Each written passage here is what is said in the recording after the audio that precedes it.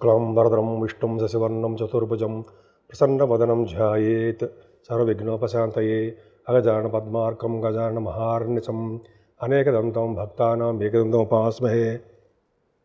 ఓం గం గణపతయే నమః. ఓం శ్రీ మాత్రే నమః. ఓం శ్రీ గురుభ్యో నమః. ఇప్పుడు మనం 15 జూన్ నుంచి 21 జూన్ వరకు కూడా ఆ వారం రోజులు ప్లానెట్ పొజిషన్ ప్రభావం ఎలా ఉండబోతుందో తెలుసుకుందాము.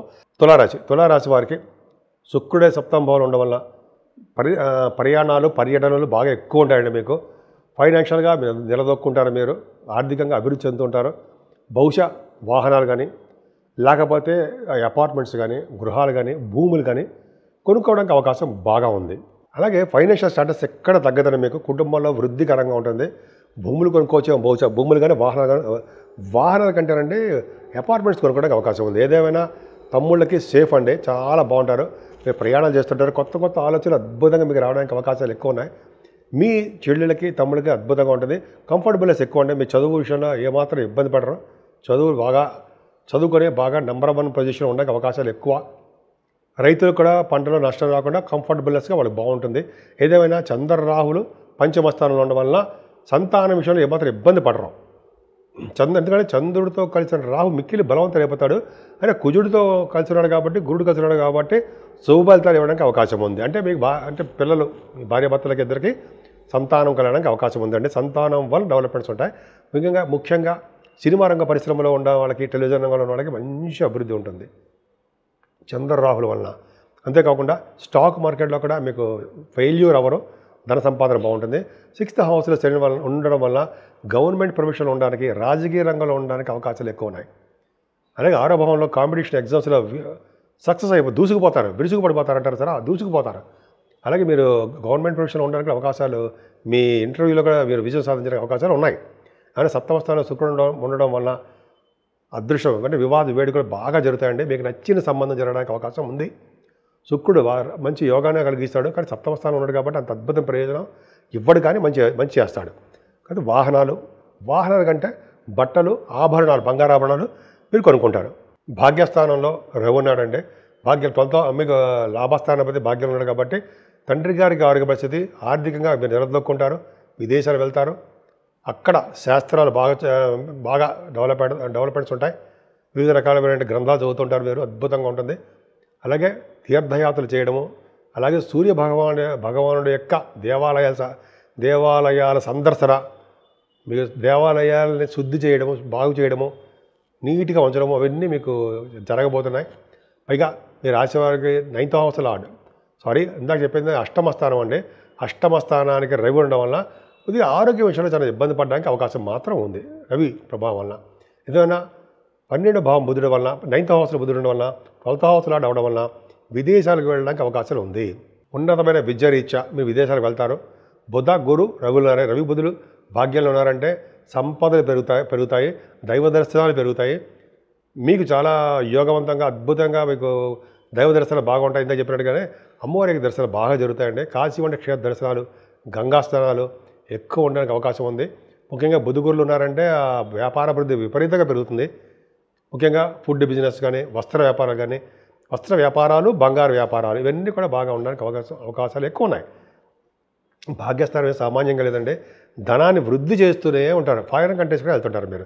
అలాగే కుజుడు కూడా లాభంలో ఉండడం వల్ల ఖచ్చితంగా, కేతు కూడా ఉన్నాడు, ఖచ్చితంగా మీరు ఏంటంటే భూములు, వాహనాలు, వెహికల్స్, అలాగే రియల్ ఎస్టేట్ రంగంలో దూసుకుపోవడాలు ఇవన్నీ ఖచ్చితంగా బాగా జరగబోతున్నాయి. సో ఏదేమైనా ఖర్చులు కూడా అధికంగా మీకు బాగా కనిపిస్తున్నాయండి. ముఖ్యంగా మీరు కాలసర్ప దోషంలో ఉండిపోయాయి కాబట్టి, రాహుకేతువులు మధ్యలో అన్ని ప్లానెట్స్ ఉన్నాయి కాబట్టి మీరు చేయవలసింది ఏంటంటే, జనరల్గా మీ రాశికి చంద్రుడు కూడా బయటకు వచ్చాడు, కానీ ప్రభావం జనరల్గా ఏంటంటే మీరు చేయవలసింది కాలసర్ప దోషానికి అమ్మవారి పూజలు, అంటే కాళహస్తిలో రాహుకేతు పూజలు, మంగళవారం రాహుకేతు పూజలు, అలాగే కేతు సంబంధించిన గణపతి ఆరాధనలు, కుజుడు సంబంధించిన పూజలు చేసుకుంటూ ఉంటే ఈ కాలసర్ప దోష ప్రభావం తగ్గి మంచి జరగడానికి అవకాశాలు ఎక్కువ ఉంటాయి. నేను మీ Vadrev Adinarayanarao Sharma, ACMA and MA PhD అండి. ACMA అంటే cost accountant, qualified cost accountant అండి నేను. And same time MA astrology and vastu. సరే, అది పక్కన పెడితే, అందుకంటే ముందర ఏంటంటే మీ జాతకాలు చూపించుకోదలుచుకుంటే మీ కింద నెంబర్కి ఫోన్ చేయండి, తప్పకుండా పరిష్కార మార్గాలు చెప్తాను నేను. ఇప్పుడు ఆ నెంబర్ కూడా చెప్తాను, 7075389489 అండి. అది ఆస్ట్రాలజీ. 7075389589 మీకు బాగా గుర్తుంటుంది.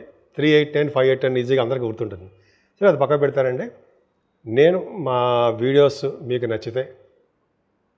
నచ్చాయి అనుకుంటున్నాను. తప్పకుండా మీరు లైక్ చేయండి, షేర్ చేయండి, సబ్స్క్రైబ్ చేయండి. 12 రాశుల వారికి చెప్పుకోదగ్గ రెమెడీస్ కానీ పరిహారాలు ఎలా ఉంటాయి, ఏం చేసుకుంటే నా జాతకం బాగుంటుంది, జీవితం బాగుంటుంది, లేకపోతే ఎలా ఉంటుంది అనేది ఇప్పుడు మనం తెలుసుకుందామండి.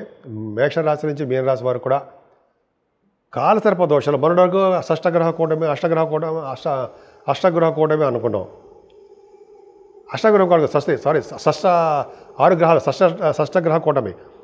ఇప్పుడు ఏంటి, కాలసర్ప దోషం.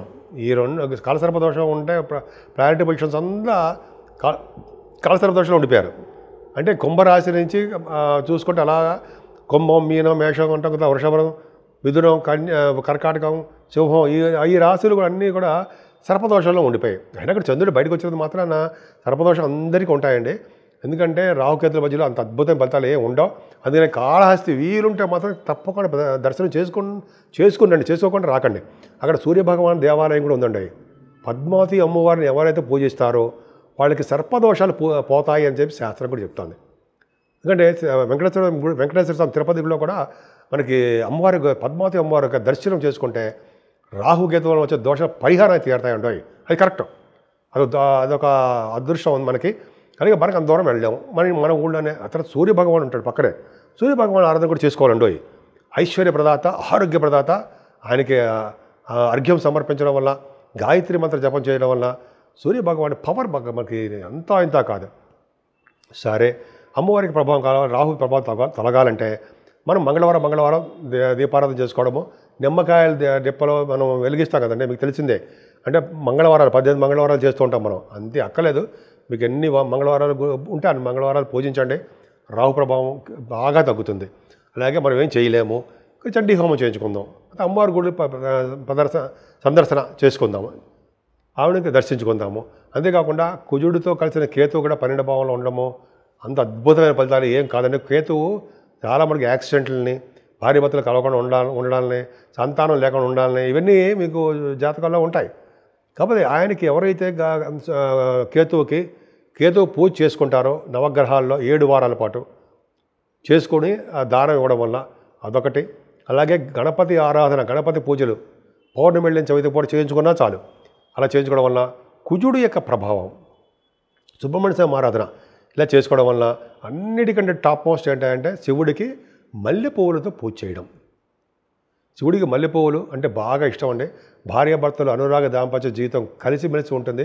అలాగే శివుడికి మనకి తులసి దళాలతోటి మల్లెపువ్వులతోటి ఎవరు పూజ చేస్తారో వాళ్ళు విష్ణువులాగా ప్రాప్తి అంటూ నేను ఎక్కడ చదివారండి. నేను కూడా అద్భుతమైన ఫలితాలు ఉంటాయి. అలాగే కాకుండా విష్ణు ఆరాధన కూడా విష్ణుమూర్తి పూజిస్తూ వెంకటేశ్వర స్వామి యొక్క దర్శనాలు చేసుకుంటూ ఆయనకి మనం అంటే మన దగ్గరున్న ఊళ్ళల్లోనే ఆయనకి తులసిమాలతో అభిషేకం, అదే తులసిమాల సమర్పించడం వల్ల, శ్రీకృష్ణుడిని పూజించడం వల్ల అద్భుతమైన ఫలితాలు ఉండి తీరతాయండి, సందేహం లేదు.